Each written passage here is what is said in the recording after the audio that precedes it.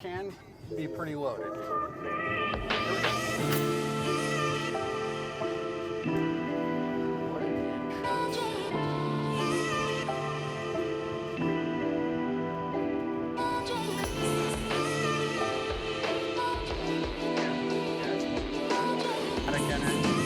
Full wiring here. 525, yep. It'll move this thing really nice. So here's the things you want to do fix-wise, you know.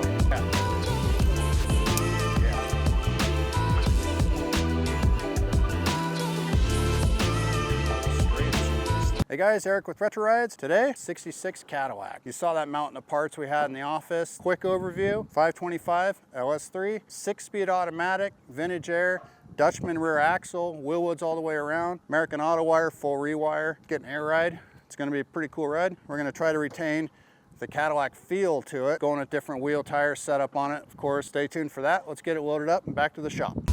Sucker is heavy.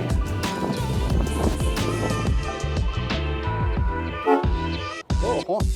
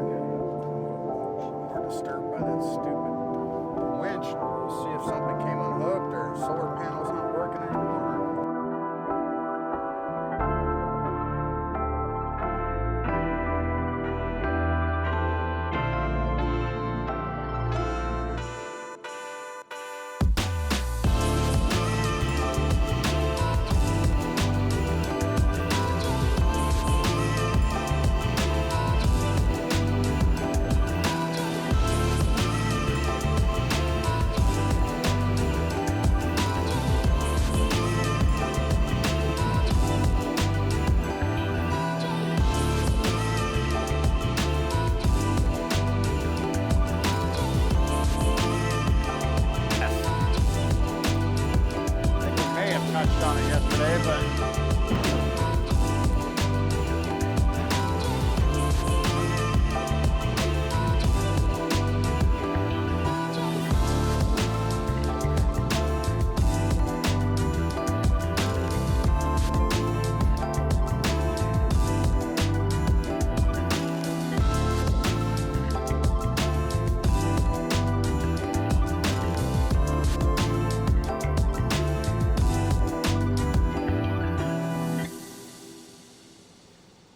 swinger on in there. I'm not gonna lie, this thing's pretty slick, very smooth, and yes, it does feel like you're sitting in a sofa in there. There you go, ElDorado. Can't wait to dive into this thing, start breaking it down here shortly, doing our bag and tag, and make another awesome street cruiser.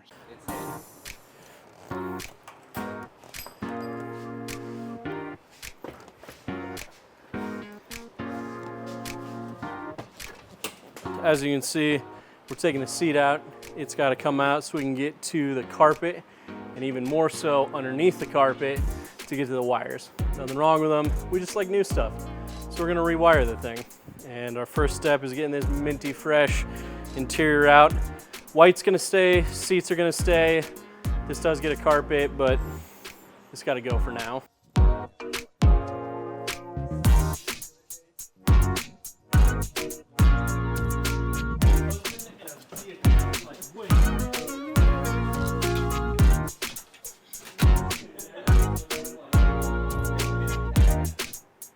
Hey, we're back. You know, if you see me, Dynamat's going in something. This one was a little bit trickier.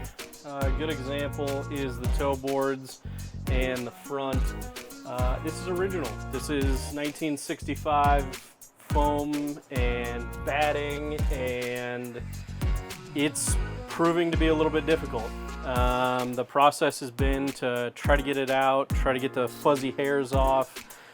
We need something for Dynamat to stick to. And it's best if it can stick to the body and not to some of the stuff that Cadillac put on here back in the day for sound insulation. We've done the back half. Back half of the car has been set up for Dynomat. We're waiting on the front half just because we want to kind of sort out what we're gonna do with pulling the motor, pulling the HVAC, getting the AC set up. We need to know a few more factors before we finish it off. I'm gonna continue taking out the insulation and the sound deadening. Dynomat's done. Next step is gonna be pulling the motor. And then when we pull the motor, we can pull the HVAC and heater controls and the heater core. And then we can pull the wires, and then we can really get into the meat and potatoes of this thing.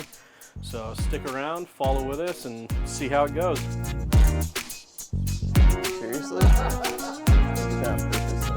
Super nice Cadillac 66 ElDorado. We got a lot going on. I pulled all the front suspension off, everything down to the frame, and I'm fitting the control arms that we got. I'm trying to remember. Give me a second. I don't remember the brand. CB stands for something. I got it on my phone. Alpha! Dude, I figured it out. All right. I'll just start from the very beginning. All right, so we got the 66 Cadillac ElDorado in the shop. I am right now fitting the front suspension. So I already pulled everything apart, and we're gonna be sending new spindles out soon, but the kit is a chopping block kit. They're made specifically for Cadillacs. They do other stuff too, but this kit for sure fits. Yeah, we're mocking that up, making sure the spindles all work. I think we're doing 13-inch rotors, Willwoods, these 6 pistons. Pretty sweet. They don't make them for this, so we have to send these in because they're gonna make the plates and the mounts and everything so we can mount the rotor and all that. But yeah, that's what's going on right now. I took a bunch of measurements in the back so we can get wheels and tires kind of made and ordered. So I'll be pulling this back apart, get the spindles cleaned up so we can send them out to Willwood. I think that's who we're sending them to.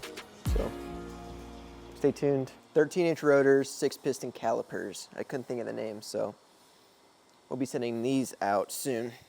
I'm gonna go get them cleaned up right now. Hey guys, Jeff, Retro Rides. Working on the Caddy today. Gonna attempt to pull this motor out. It'd be a little easier if this core support was like a 2-piece kind of thing. We'd normally pull it out in 1 piece, but with the way that the core support is and all the front drive assembly, can't do it like that, and we don't really want to pull the front end of this car apart. There's too many variables: paint, all the grill, all the components, plus where are you gonna store a 10-foot long fender? So we're gonna leave it on. And Matt's underneath pulling the torque converter and bell housing bolts off. I'm up top thrashing, getting all the wiring and cooling up. Can't really bend down all that well today, so I got a little situation going on, but yeah, wake surfing's good for your body. That's what happens. So we're getting there. We got all the transmission fluid evac'd out. I got the power steering evac. We draw down the AC, and then next will be coolant and motor mounts. So hopefully we'll have this thing out within, I'd say probably an hour and a half or so. It should be out of there. Now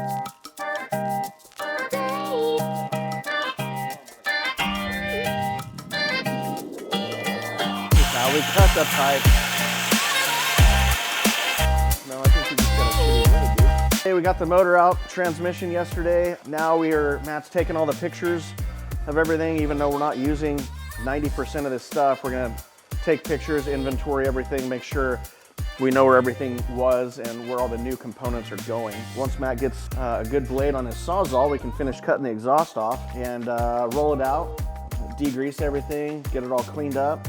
Then we can start the process of pulling all that factory HVAC's heater unit, and then all these canisters will go away. They probably had a mile of vacuum hose in this car between all these little vacuum lines, because everything under the dash is vacuum operated. Pretty cool though. The car was a time capsule, but it'll be all modern underneath, but look old and cool on the outside. So stay tuned.